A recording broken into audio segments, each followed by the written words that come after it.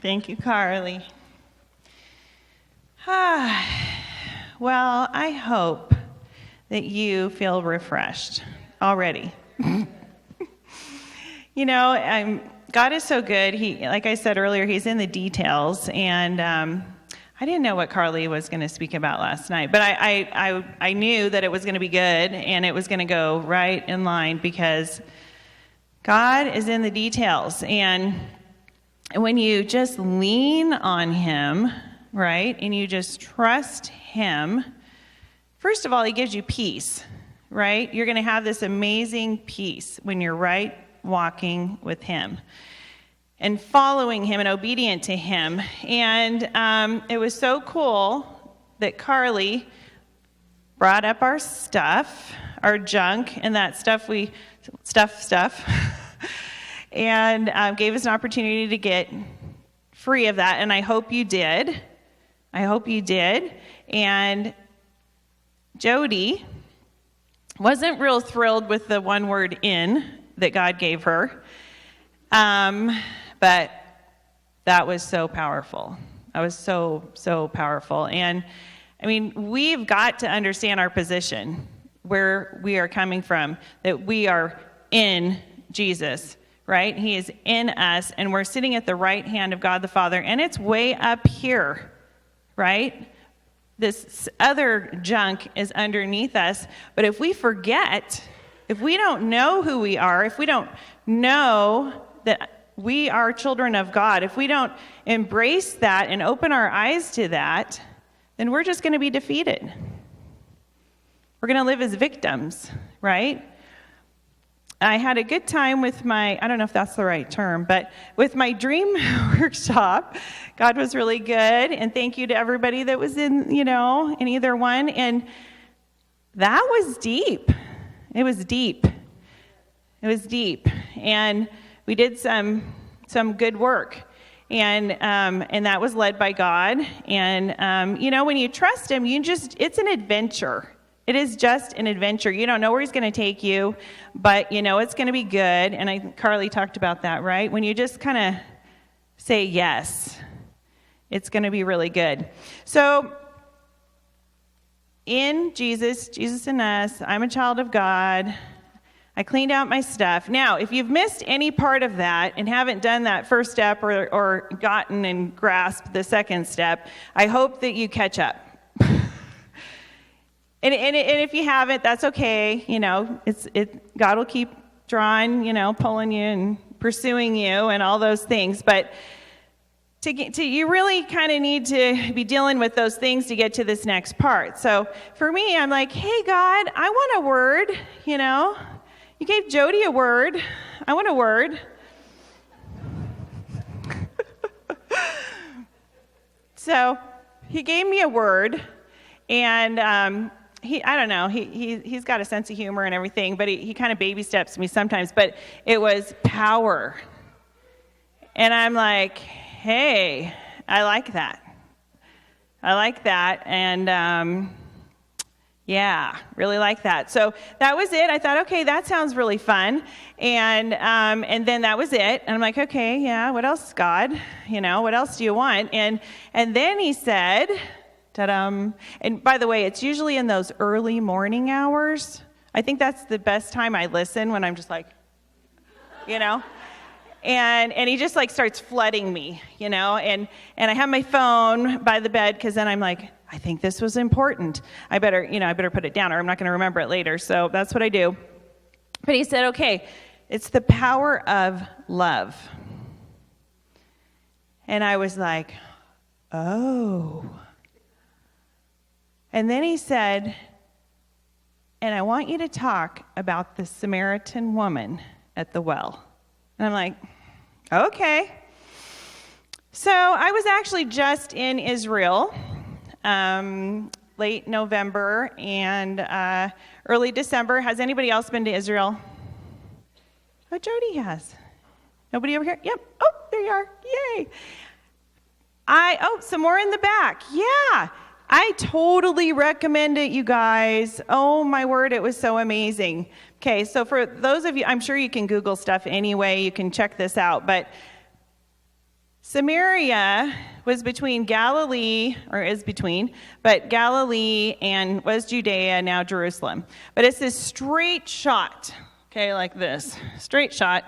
And because of the really poor relationship back in this story, that really bad relationship between the Samaritans and the Jews, they had a lot of disagreements about religion. I'm sure you guys have never heard of anything like that today.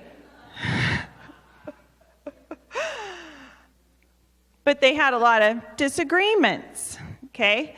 So, and the Jews did burn down this worship deal, that the Samaritans had. They didn't like that.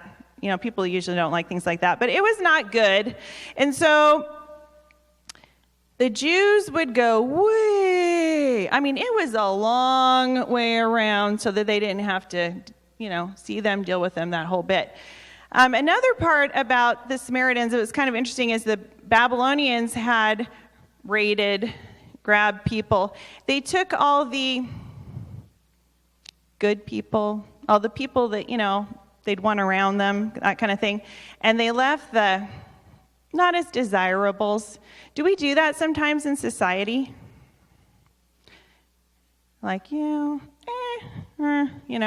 Okay, so that happened. And so the people that were in Samaria were the, not the favorite people. And so they kind of mixed with some other people coming in, and they had their religious ideas. And these guys kind of had some of that stuff from the Jews. And anyway, it all melted in, and you're like, the many paths to peace. You've heard those things, right?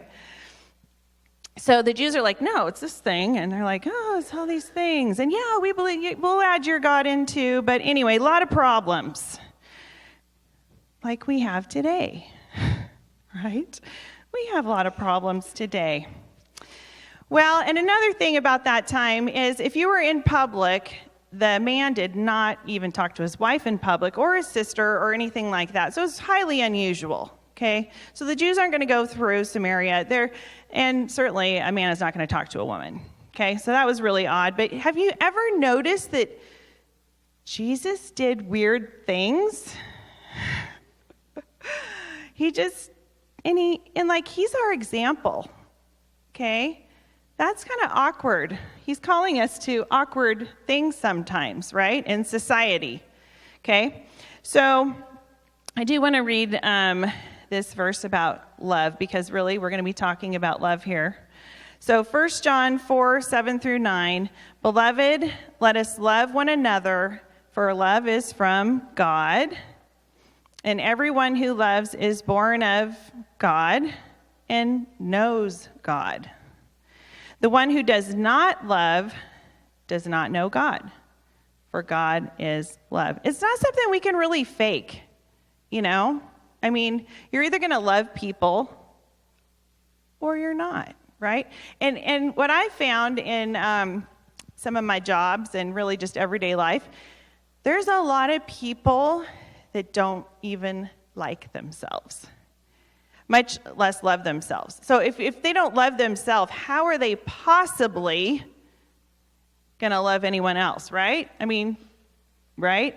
And that's where all that other stuff we talked about before, the dealing with your stuff and the realizing who you are and who God is and all those things are so important, because sometimes we believe lies about ourselves. And sometimes, part of us wants to do these things and part of us doesn't, and part of us is mad at the other part of us. And that sounds all nutty, but hey, I'm a counselor. And I'm a social worker, and I talk to people a lot. And that is very common. It's like, I feel like you're at war with yourself. And, it's very common, and we can find that we can do that. So, all those things. So how do we love? How do we love other people, right? It's a big deal. Well, we know everyone who loves is born of God. Now, what we learned from Jody, it's in the Bible, but, right, hearing, believing. I'm marked, right? I love that. Like a tattoo, maybe on my heart or something. Yeah. So, I marked, so born of God, knows God.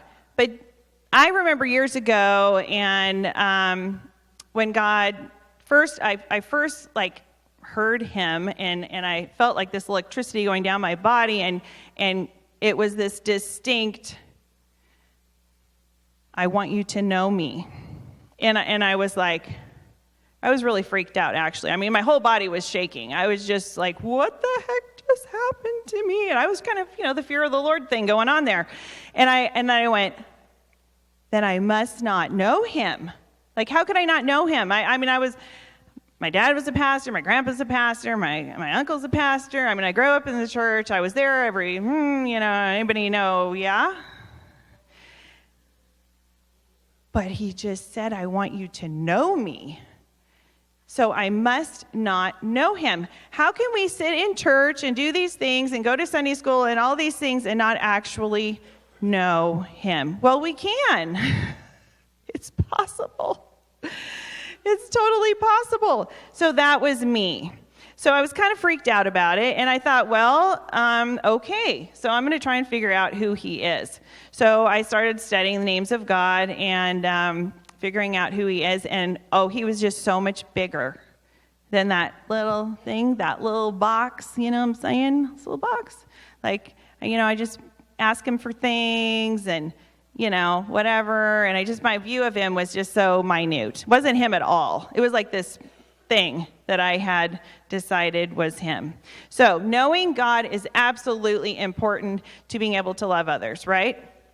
Knowing who we are, those are big deals. So looking at Jesus, he goes, he decides, I'm going to Samaria because, he did everything the Father told him to do. So if he did everything the Father told him to do, and he's our example, then if God is telling us to do something, should we do it? Do we always? What's keeping us from doing it? What's keeping us? All right, apparently this is a big problem. A lot of you nodded, right? And I think we get in the way, right? And our thinking gets in the way, and maybe fear gets in the way, anxiety, right? We get in the way. But what if we didn't get in the way? What if we did what Jesus did, and God's saying, yeah, Jesus, go to Samaria. Well, it's kind of awkward, and no one else is going there, but okay, right? I don't think he even did that. He's like, okay. He's like, Sarah, I want you to talk about the power of love. Okay. I mean, now I know, but I used to be like, I don't hear you. What? I did that for a long time, and then it was like I just felt this thing on my back, and it was like I was trying to ignore, God's telling me to do this thing, but what if I just ignore it for a while, and maybe it will just go away? And then it'd be like this pressure, And the fact of the matter is, ladies, if we just keep ignoring him, he's going to be like, okay, right? That's not good, because he has so much cool stuff he wants to do through us. He really does. So saying yes is a good thing, and it's really cool. So get rid of the fear, ladies. Get rid of the fear. Put it under your feet. If you don't remember anything else, under the feet. Okay, so he goes, he's listening, he's obedient, and here is this lady. Now, this isn't just, I kind of established the people in Samaria at that time, right? Well, maybe we can all identify with the Samaritan woman. And honestly, this week I've just been thinking, I wish I could meet that woman. Like, I would just so love to talk to her and just love on her, Just sit there and go, you know what? It's okay. You are not defined by those 5 husbands, and you're not defined by that guy you're living with now, and you are not defined by all that stuff that was done to you when you were a kid. You're not defined by that, by the broken dreams, the disappointment, the guilt, the shame, the condemnation. That is not you. I would love to talk to her. I would just love to love on her. Anyway, sorry, I'm getting distracted back there. Anyway, so here he is, and he is going to recognize her. And this is what I love about Jesus, is that he sees us, he acknowledges us, and he values and respects. Are we doing that, when we're talking to people? And maybe sometimes we're in a hurry, or, I wish you'd just stop talking to me. I've got all these things to do. How are you doing? Great, right? Or, they don't really care.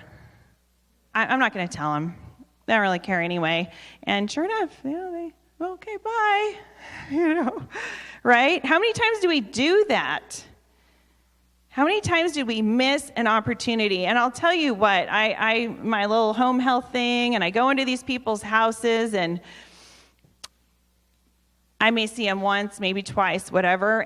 But and it's like life, okay? You may run into this person one time. This might be your waitress. This may be whoever, right? You may only get this one opportunity. And if God says, I want you to say this right now, if you don't do it, you could have just missed out on a huge blessing, and that person could have had a huge blessing. So I'm going to tell you a really weird story. I told it to my prayer meeting people last Wednesday, but I don't know, God does things. And in my workshop, we talked about gifts, and he gives us different gifts, okay? And sometimes we have to figure out what to do with those gifts, okay? We don't always know. We got to get better at it or whatever. But he's been doing this thing, and he's been showing me how he sees people. Like, he gives me a picture of how he sees them, and it's good.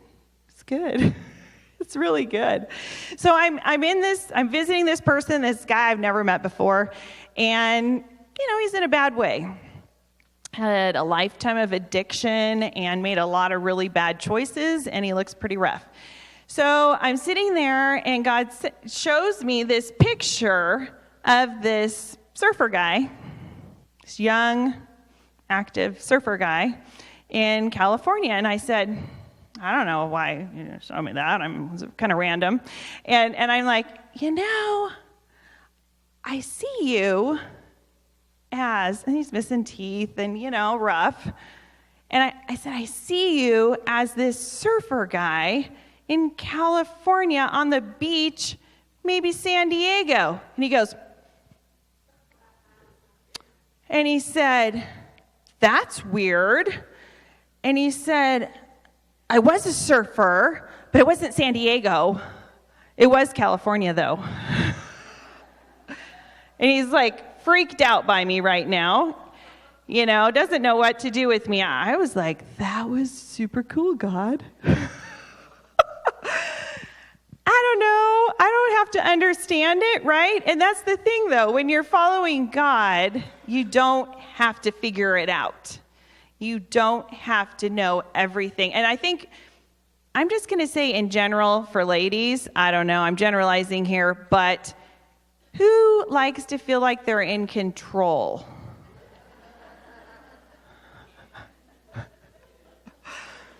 All right. So it's going against that when we say yes to God, right? Because we're not in control. We don't know what's going to happen next. What's going to happen when I tell him this surfer guy story is going to be like, you are a freaking weirdo, and I don't really care. I don't really care. He was freaked out. It's okay. But you know what? God saw him, and he didn't look like I saw him, that day. He was this healthy guy. And, God looks at us, and he sees us in amazing ways, if we can just embrace that. So, going back to the lady that I wish I could talk to.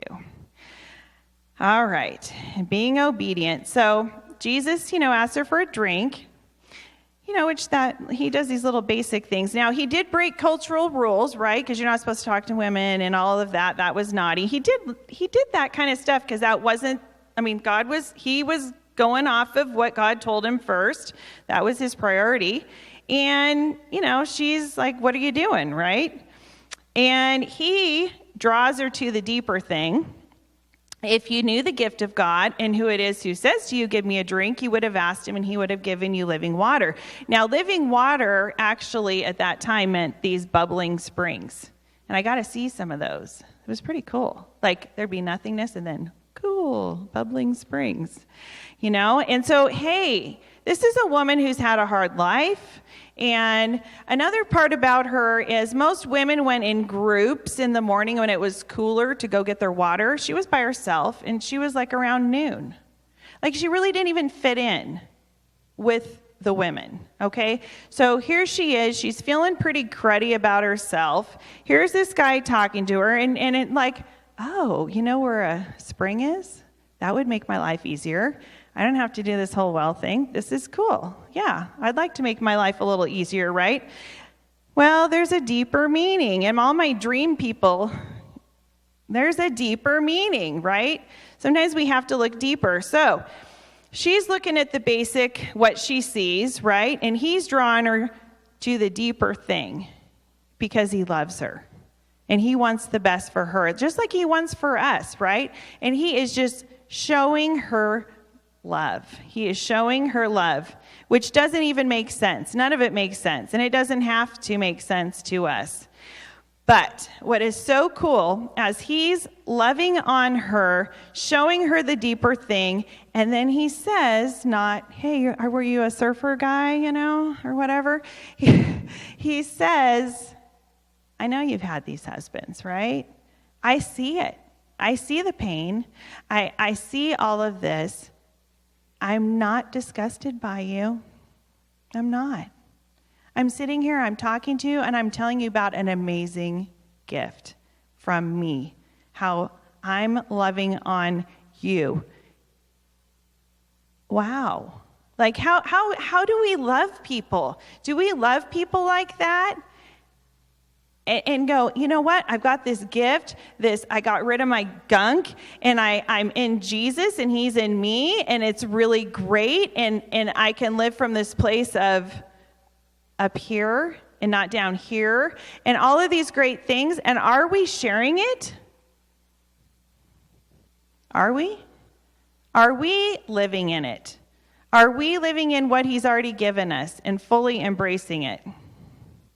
Okay, so he sits there, he looks at her, he loves on her, he's not judging her, right? He's acknowledging, I see who you are, and it's okay. That is love. So what God told me is love unlocks the door. And I want you, if you're going to write anything down, write down that. Love unlocks the door. And I see this over and over and over again because I meet people after people after people, and I got to win them over in an hour so I can help them, okay? And if they don't trust me, they're not going to let me help them, and it's a thing, okay? So how do I go in there and I love on these people so I can help them? I start within my car, and I talk to God. I don't close my eyes, don't worry. I talk to God and I say, God, I am surrendering to you today. And I want your words on my mouth. And I want your plans in my heart for today. And then I go. And then I go. And I'll tell you what, I have noticed, you can like study yourself, right? How we all how we react to different things. And when I don't do that, it's just a normal day. It's just a normal day. But when I purposely, and I want you to understand the power of our choices, the power of our words, the power of our thoughts, because you do have power in that. Okay? And you have choices. And so if I am being intentional about surrendering, and God's kingdom is upside down, right? Surrendering, the last is first is last. And it's an upside down kingdom, right? And when we praise God and we call out to Him, He draws near to us. There's a whole give and take thing going on there. Anyway, When I do that, crazy stuff happens. Surfer guy story happened that day. I had another one. This lady was having severe panic attacks, couldn't sleep at night. She's just freaking out. She's a caregiver for her mother. It wasn't a good situation. And I'm like, okay, I mean, I could do my job and leave this woman in this horrible condition, but Jesus in me loves her. I don't even know her, and I can't leave her like this. So I show her love. I help her get off of that severe anxiety and come down to a place of rest. I give this woman a big hug, and she was great. She was just great. She was so happy. It was like a whole different person before I left that house. Okay? But the power of love, and love unlocks the door. If you sit there and you approach somebody from that place of surrender, okay? This isn't about you and how am I going to possibly love people? I can't. I'm just so tired. Okay? It's not about you coming up with love. It's about you filling up with his love because of your surrender, and it is just going to come out. You can't even stop yourself. I mean, I really can't. This is my daughter laughing. Oh, it's so true. So I get really crazy stories, and because, I mean, nobody's more surprised than me. And it's so fun. It's so fun to see somebody's face transformed when they give up fear, you know, and when they realize they're not alone, and when they have somebody who actually acknowledges their pain. And I see you. I see that this is a horrible situation, and I am so sorry that you're there. So Jesus acknowledged her, right? And what's so cool, though, you guys, what is so cool, because we are the Samaritan woman, okay? What's so cool is after this whole exchange, okay, where he's talking about the living water and you know, you're never going to thirst again. He's drawn her to the deeper things. He's loving her right where she's at. She feels loved, right? She's seen, she's loved. And what does that do to her? It totally changes everything. And she sees this is the guy who's the Messiah. He told me things that there's no way he would have known, and she knew that that's what the Messiah was supposed to be. She knew that he was somebody who would be able to do that. And she goes back, she runs into her community, and she's so excited. Have you seen that? Have you seen that before? With people who just meet Jesus or just see how Jesus loves them right where they're at. And you know what I'm talking about? That extreme joy. Like, I cannot not talk about Jesus, right? So she goes into her community, and what happens? She's telling all these guys, hey, you know, he knew about my husbands, and she doesn't even care. She doesn't even care if they know how many husbands she had and all that. She doesn't even care because she's accepted. And she's loved, and she's so excited. And this guy, he knew this stuff about me, and so they run over, and they believed her because she was so excited. Okay, they believed her because she was so excited. So they go, they talk to Jesus, and then they get to experience it themselves. Okay, that was super cool. Well, later, Philip goes as a missionary to Samaria, and a revival breaks out, and that's in Acts. So through this one woman, these people who were like the bottom of society, okay, with this woman who had a lot of broken dreams, a lot of disappointments. If you ever think God can't use me, think about her. He used her as a catalyst to transform her community. And that's what he wants to do through us. There is no excuse. There's just no excuse. If we're not doing that, if we're not surrendering, if we're not allowing his love to just fill us up and pour out. I mean, it would transform our communities. If all of you ladies go back, you surrender, you listen, you're obedient, you don't have to figure it out because he's going to tell you, go talk to that one. This is what I want you to say. I mean, you don't even need to figure it out. It's really the most peaceful place to be. It really is. I used to think, okay, God, well, this is that controlling thing. You know, what's next? Well, I don't know what's next. I need to know what's next. You know, and that was not a good place to be. And then I figured, oh, I don't need to know. I don't need to know. I really don't need to know what happens later today. I just need to be a good listener. And then be a good obeyer. And it's going to be amazing. It's going to be amazing. I might have another surfer guy story, but it'll even be better, I'm sure. So, you know, I mean, it's just going to be amazing when we listen. So what I want us to do is thinking of you, each of you separately. Think how many cities are represented here. I think it's quite a few cities represented here. So what God told me he wants us to do, because I'm just going to go with him, right? So what he told me he wants us to do is he wants us to get into groups and he wants us to pray over each other's cities.